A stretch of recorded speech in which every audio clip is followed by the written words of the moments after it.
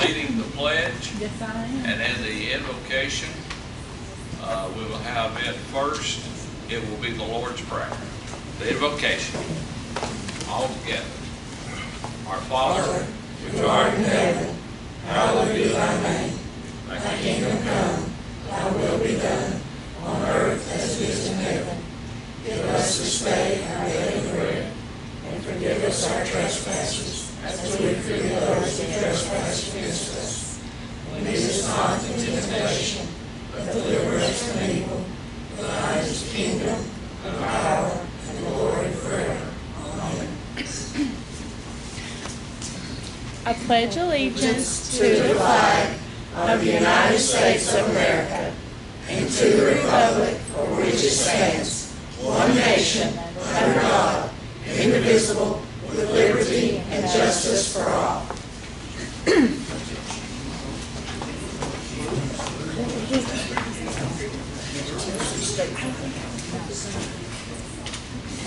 roll call. Commissioner Hughes. Here. Commissioner Mosier. Here. Commissioner Richardson. Here. Commissioner West. Here. Commissioner Stockton is out of town next. Approval of minutes from the monthly meeting of September 3rd, 2019, and the workshop of September 23rd, 2019. Had a chance to read those over, look at them in your packet. Is there a motion to accept? So moved. Second. Any discussion? All in favor, aye. Aye. Opposed likewise, motion does carry. The recorder has the distributions for September. Jessica. Page 1 in the general fund, you'll see our retirement payment to TCRS, $27,427.66. That's the employee and the employer portions on that. Middle of the page to Cigna, $48,426.70. Again, that's the employee and the employer premiums for the month. On page 2 of the general fund, we did our annual appropriation to Sweetwater High School for $5,000, and also our monthly stormwater payment to Sweetwater Utilities Board, $9,256. Page 3 of the general fund, towards the bottom, you'll see a purchase from local government corporation, our computer networking, $6,637.25. That's for 2 desktop computers, one at the fire hall, one at City Hall. That's phase 2 networking. And then, of course, you'll see that again next year. We try and do 2 every year to keep them up to date. Page 4, general fund, public entity partners. That was formerly TML, our insurance carrier. There were 2 deductibles on liability claims. Our deductible is $1,000, so that was 2 claims at the top for $2,000. Towards the bottom of the page, to KP Graphics, $4,975. That was a deposit on the new awning that was placed behind Hunter's. That's part of the CDBG facade grant. Of course, that's 100% reimbursed between the property owner's match and the grant funding. Page 5, we did several expenditures at Inwood Park.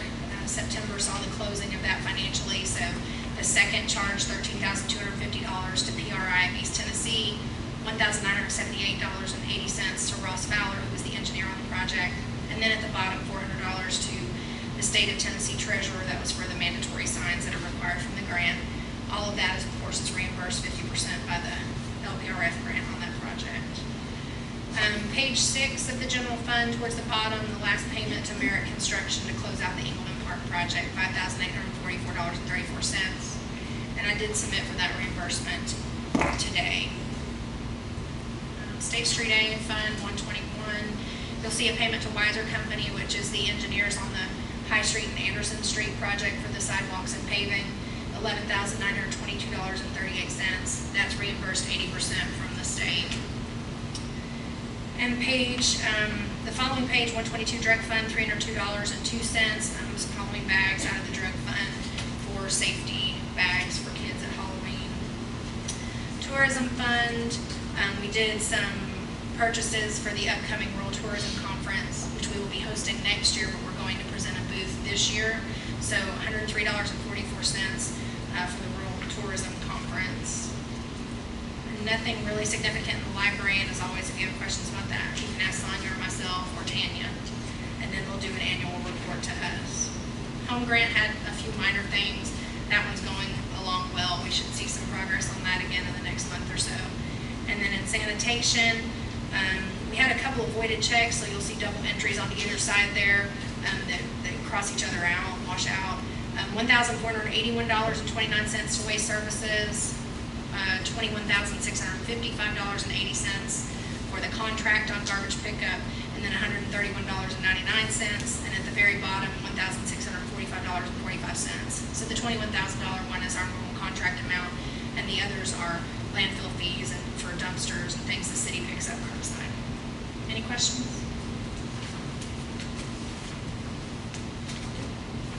All in favor to accept this distributions for September? Aye? Yeah, give me a motion. I thought somebody, second.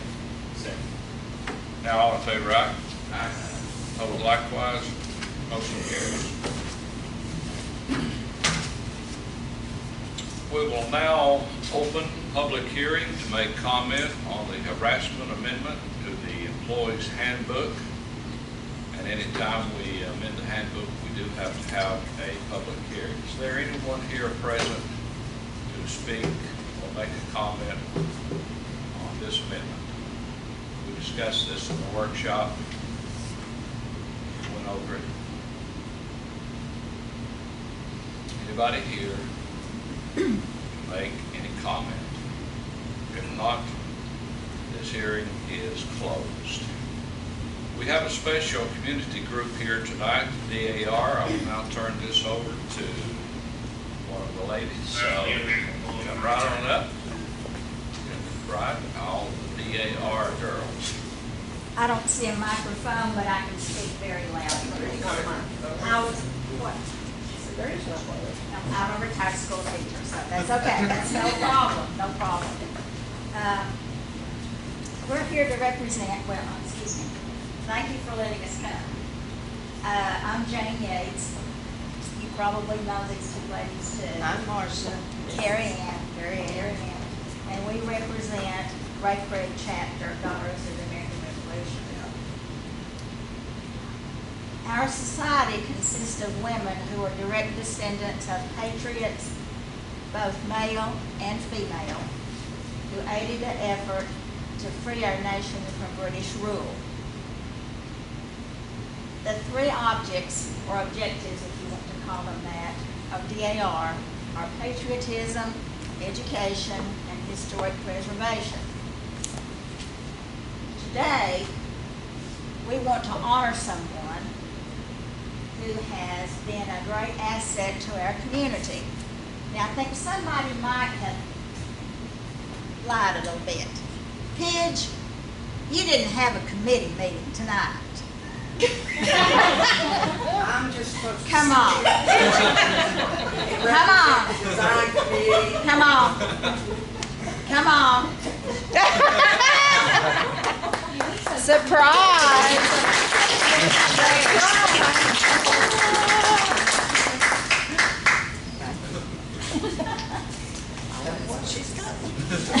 Well, you don't have to say anything. We're gonna. I'm not finished yet. I'm good at talking. I know you are.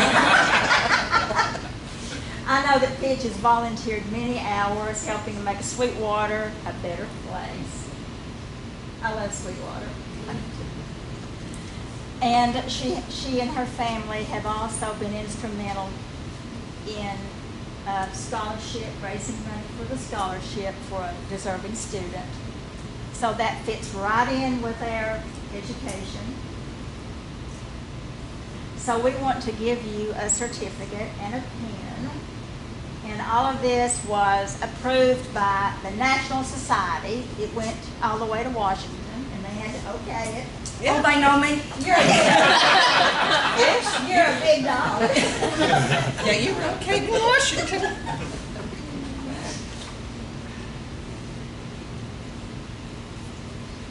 And I hope I spelled your real name right.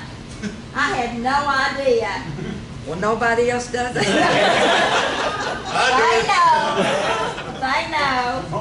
That's it. Rebecca. I never knew.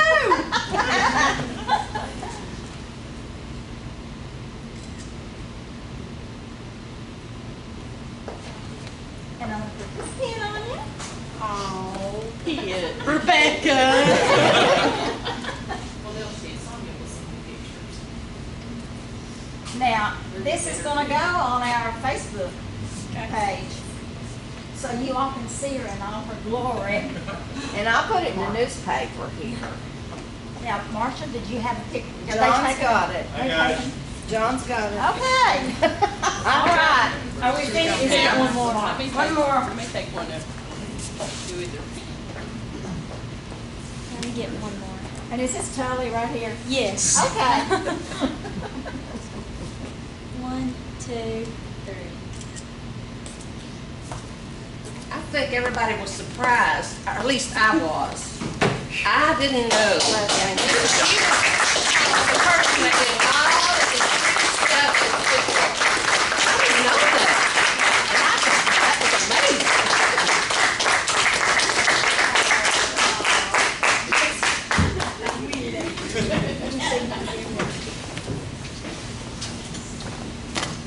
So are we gonna stay or are we gonna go? I'm not a citizen of Sweetwater anymore.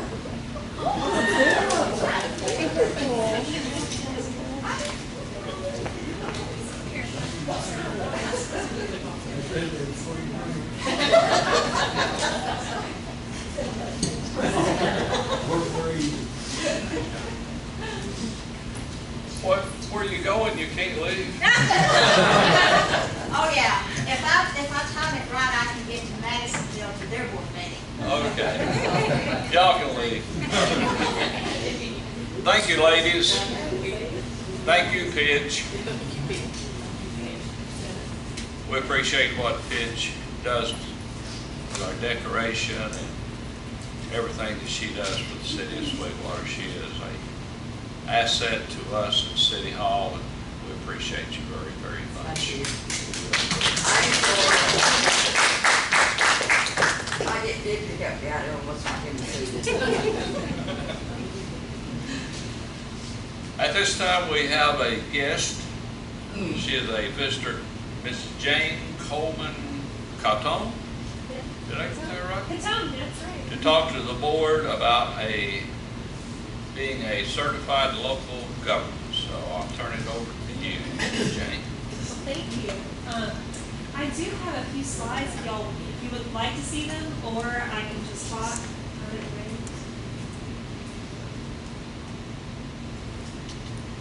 It would be the most recently.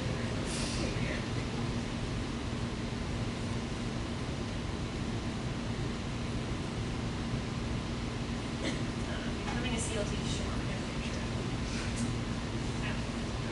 Right about that, right? Okay, perfect. Thank you so much.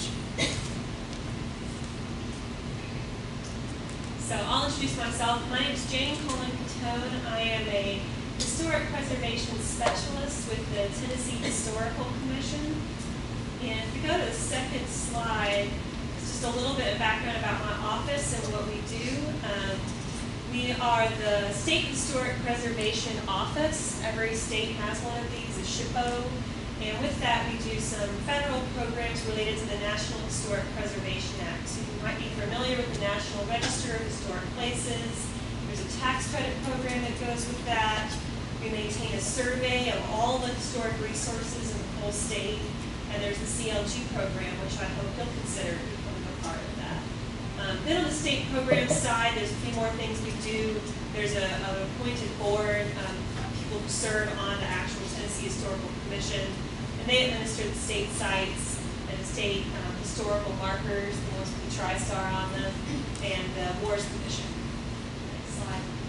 So what is the CLG program, Certified Local Government? It's really an honorary designation, or kind of like an accreditation, professional network. There's different ways to think about it, but it's recognizing a community's commitment towards preservation. And any city or local government, counties, towns that are incorporated and have a historic zoning commission, that makes you eligible to join the CLG program.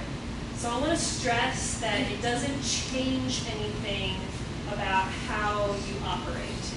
Your Historic Zoning Commission has the same authority it had before. There's no state or federal oversight. It's really just about joining a network, a partnership, a voluntary partnership between the federal, state, and local governments.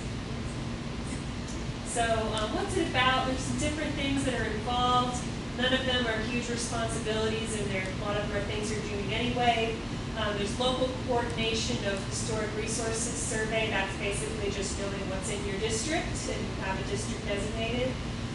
If there's a National Register nomination, that's a national recognition of a property. If that's coming through somewhere in Sweetwater, we would have you all review the nomination and give us any comments you might have. There's some benefits like access to training and education. Last week we had a training in Chattanooga. Ashley was able to attend. So there's going to be more opportunities like that if you become a CLG. The big one that brings people in often is the extra points on grant applications to grants through our office, the Historic Preservation Fund grants. I'll talk more about that in a second. You're already doing this, but you kind of have some extra support from the state in protecting your irreplaceable heritage through historic zoning. And primarily, I like to think about it as a program that really bolsters economic and community development, a lot like the Main Street or Tennessee Downtown's programs. So here are all the red and the light red are all the CLGs across Tennessee. There are 45 of them, and nearly 2,000, probably over 2,000 across the country at this point. And I make this color-coded to show just how many of the CLGs are also part of the Main Street or Tennessee Downtown's program, because these are really good programs. They kind of work together. Main Street really focuses on the economic development side of things with the businesses and helping them. And the CLG program really helps you preserve those buildings, that character and heritage that is so important in attracting that kind of downtown development. So if you choose to be a CLG, there's not a lot of participation required on your part. I think it's pretty easy to keep up with. Someone in the city serves as a contact whenever we need to get in touch. You maintain a system for survey and inventory of your historic properties. You're already doing that because you have a historic zoning commission. There's an annual report that is, I think, 2 pages long. And then there's a more formal review that happens once every 4 years that is just me or someone from my office coming to visit to see how things are going. And we ask that you attend some training, but just one person. So one person from the Historic Zoning Commission or one staff person attending a training session once a year. That's usually pretty easy to meet. If you kind of already have met that, with Ashley having gone to the training last week. And then finally, you're reviewing those National Register nominations that I talked about before. So the grants that people get very excited about, we're very happy to be able to offer these. We have 2 kinds of grants.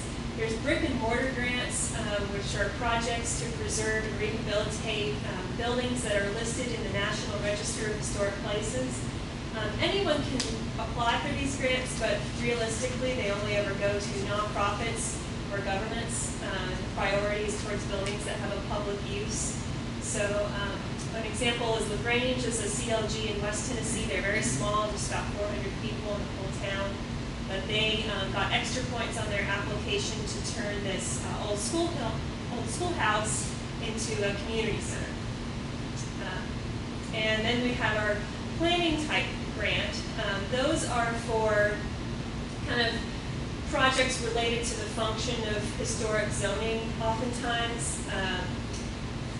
If you need new design guidelines or a new survey of your district, you need to know more information about the buildings that are in your district and you want some outside help from a consultant, we can help pay for that.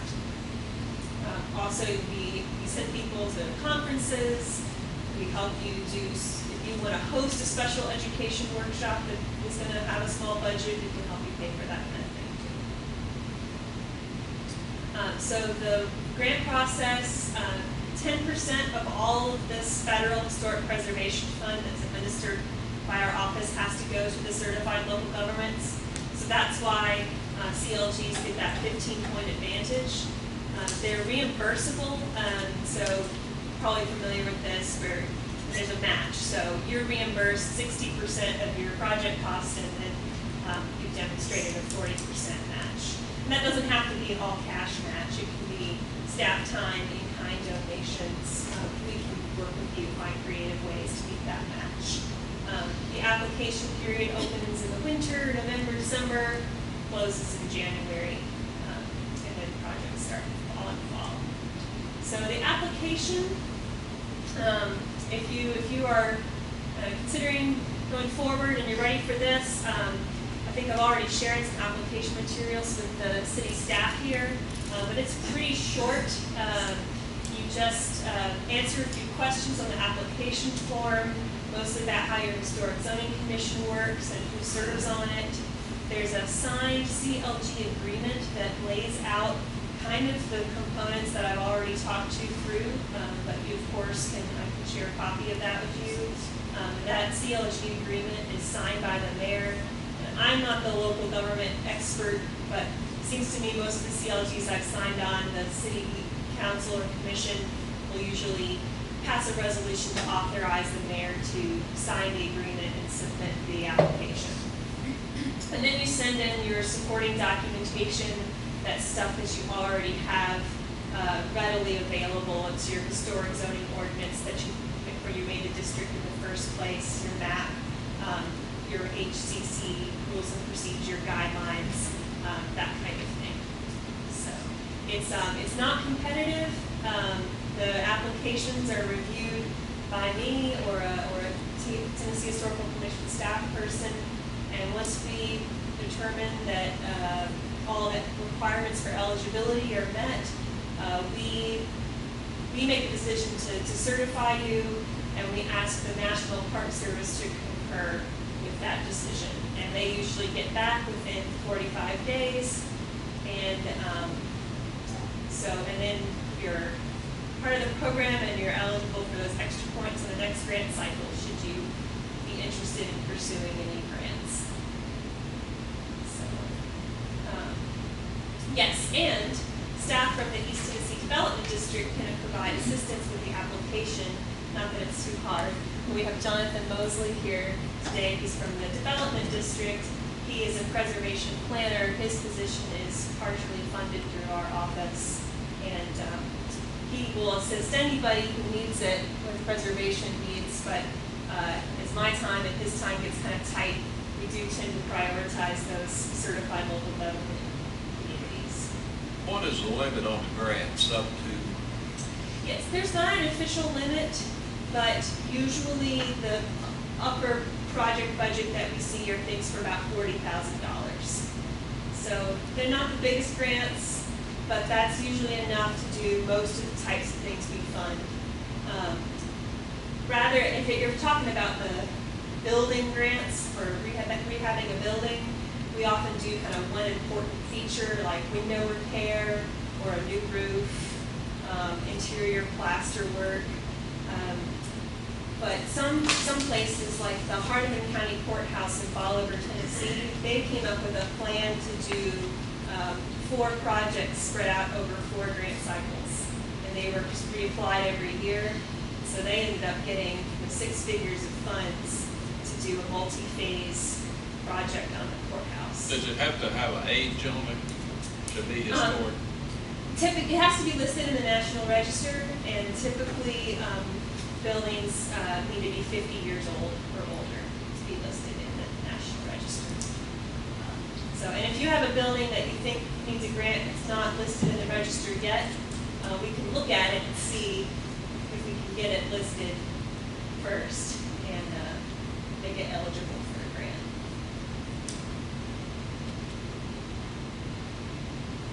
All right. Anything else? Any questions? Thank you for letting me come. Thank you, speak Jane. about this. Yeah. Thank you.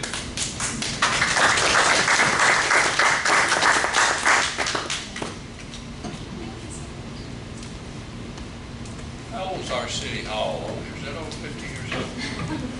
No, I was thinking about the museum, we need a new ceiling up there. We already got you some work on. Well, we can get to work on that. Yeah. So, would it be appropriate to vote on this tonight? Would it be appropriate to allow Ashley and I to start the application process? Let me ask that. Yeah, I mean, I mean, basically, all the work will come from our department as far as the planning department. And Jane was correct. A lot of this information we already have. I think it's just compiling it, putting it in application form and sending it in. But if we could have board approval to at least start that process, it's something that you guys would see as a benefit. Anytime that we can get extra points toward grants, I think is beneficial. yeah. Second. All right. All in favor, aye? Opposed likewise. Put it into motion.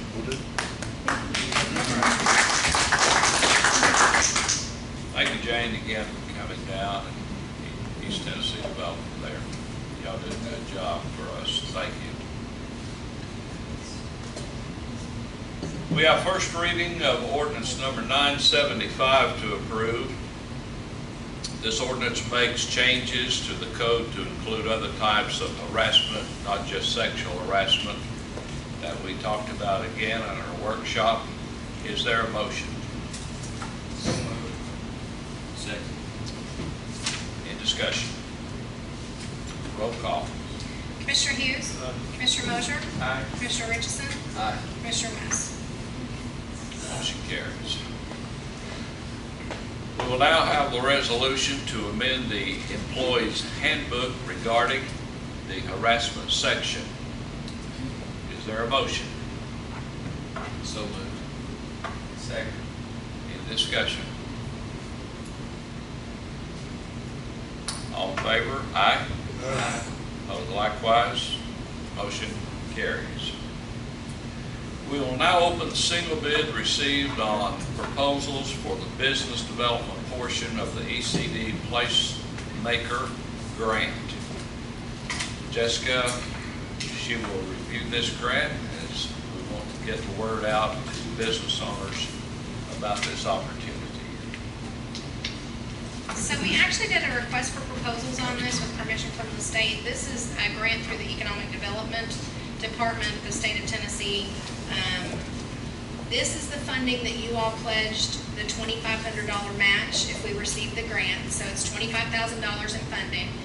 And if you media folks can help us get the word out to our business owners, this grant funding is available to any business owner in Sweetwater, even someone who is a potential business owner in Sweetwater. So if they're thinking about starting a business in Sweetwater, they can come for this training. The first meeting we're going to have is in the November Main Street meeting. It was applied for because we're a Main Street organization, but we're opening it up to businesses outside the Main Street district.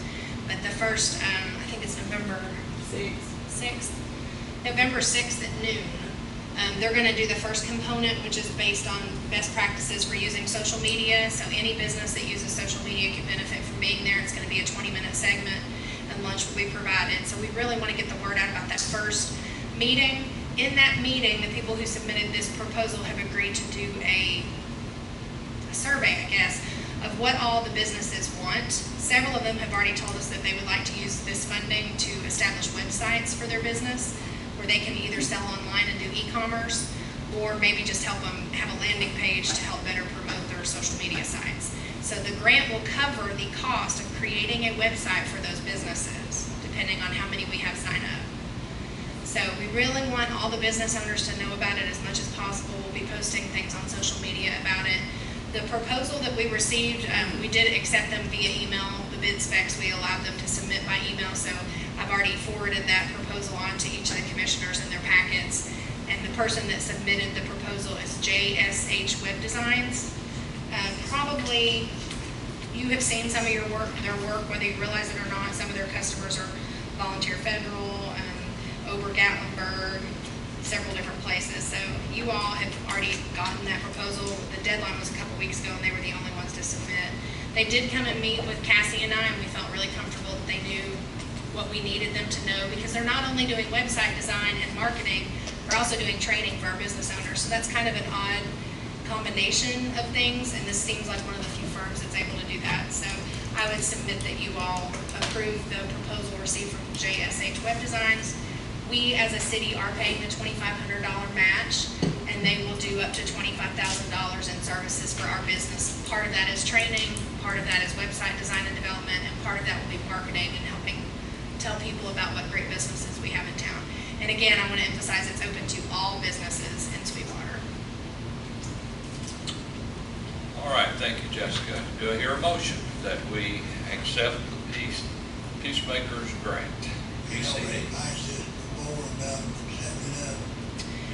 You had already passed the match if we got it, yeah. Any discussion, any questions? All in favor, aye? Aye. Those likewise, motion does carry. Finally, we discussed at length at the workshop the grant application for the TDOT multimodal project to run a sidewalk from Monroe Street, right down here, headed south on Main Street to end at Fred's, with the second phase from Fred's to the High Street, into the High Street, down on 268. We have to pass a resolution to apply for this grant and approve a 5% match. Do I hear a motion? Second. In discussion. All in favor, aye? Aye. Opposed likewise, motion does carry. We have a time limit on that, maybe by spring. Well, the application is due this month, so hopefully we'll find out about an award this winter. And all those projects move pretty slow, so I think we started the High Street project in 2016. So 3 years from now, maybe we'll see the sidewalk in place. Okay, Commissioner Richardson made a request at the workshop to add a new volunteer fireman and promote Dustin Sharp to full-time to assist with the 2 full-time employees out on medical leave for the next several months. Commissioner Richardson, do you have a motion at this time? Yeah, I move to promote Dustin Sharp to the full-time firefighter status. Is there a second? Second. Is there any discussion? If not, all in favor, aye? Aye. Opposed likewise, motion does carry. Are there any more business to come before the board? I have 2 volunteers in the meeting. Okay. We recently had open period where we took applications for volunteer firefighters, trying to build that pool up.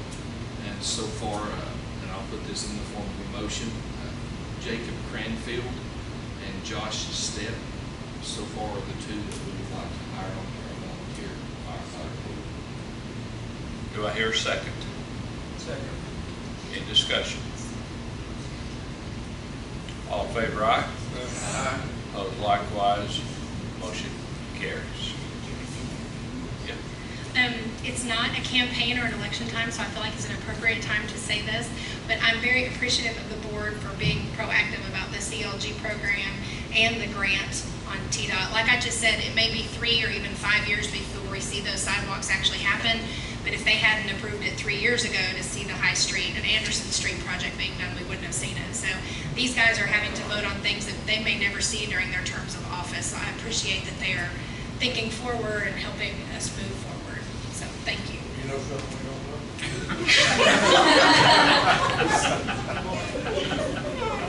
We've just got about 1.5 years left. You ain't walking on this sidewalk. We'll be rolling a wheelchair today. They will be ADA accessible. Thank you, sir. You are talking about us old folks. I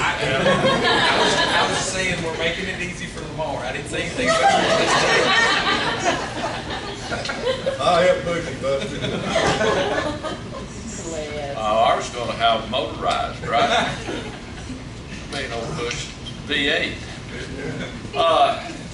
We want you to put this calendar down, Pidge, you and Dick, especially because we're going to do-si-do, promenade. He's already getting back. He's already getting back to her. Well, if he don't come in, you'll square dance. He'll be there. But anyway, November 2nd, we decided to do something kind of early fall and have a square dance and see how it goes over down at the depot. And we're just going to have a lot of fun down there. We've got a professional caller coming and maybe some surprises, I don't know. Me and Buster, we will be there doing our thing. We've done it once in the fall of about 2010, cold as whiz, but we was square dancing, wasn't we, right down there at the Duxbury. And these young folks was over there doing this around the heater. All right, it's good to have you here with us tonight. Thank you for being here. Pidge, again, congratulations for all the work you do.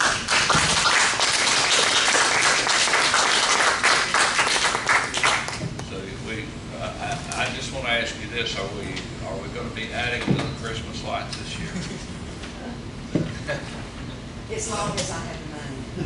Well, we're giving you the money. Mayor, I like to make a statement.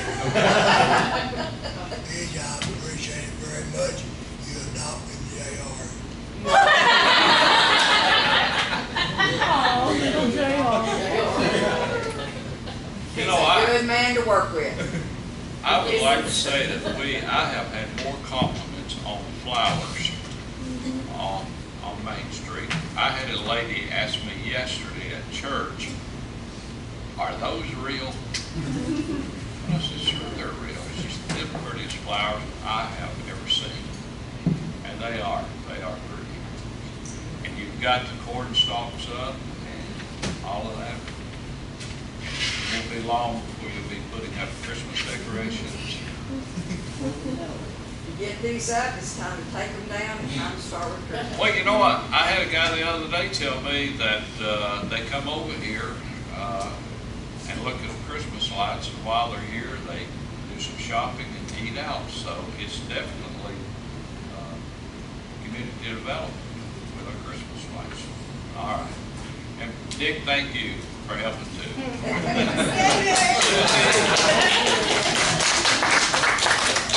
All those Easter eggs out every year. We are adjourned. Thank you for being here.